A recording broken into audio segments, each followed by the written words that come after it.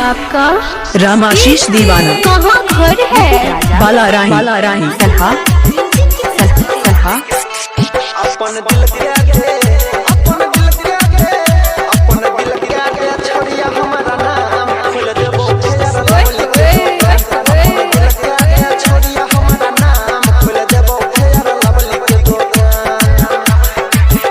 अपन दिल के आगे, अपन दिल के आगे, अपन दिल के आगे, अपन दिल के आगे रखबो तोरा बनाई के अपन जान खोल देबो फेर लवली के दुकान।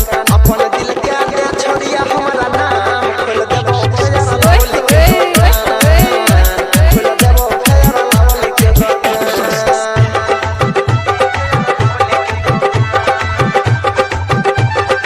हेलो, के बजै छी? राम आशीष दीवाना। की हाल चाल है? Mobile number 9560422910। क्या नाम है आपका? राम आशीष दीवाना।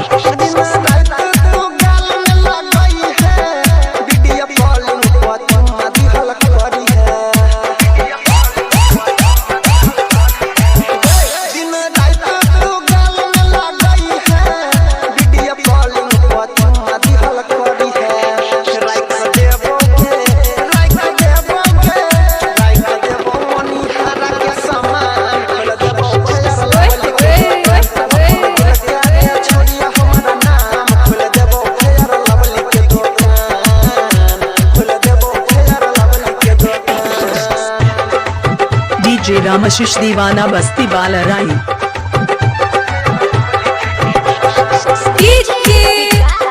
ऋतिक राजा। ऋतिक राजा। सलहा सलहा डीजे राम आशीष राज।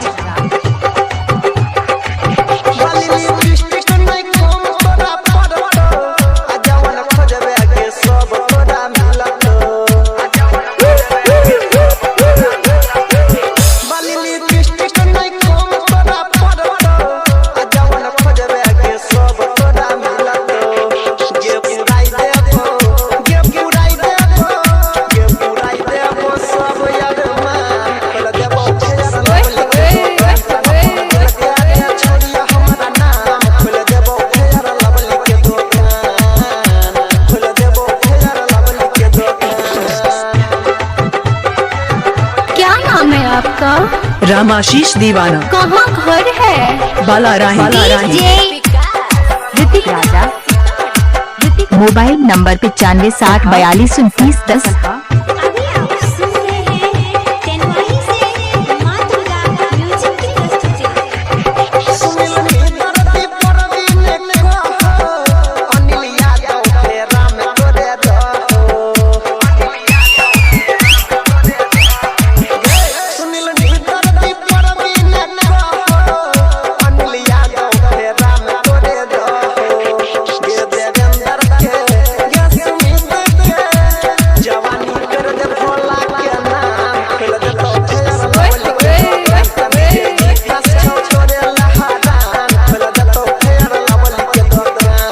हेलो, के बजै छी? राम आशीष दीवाना।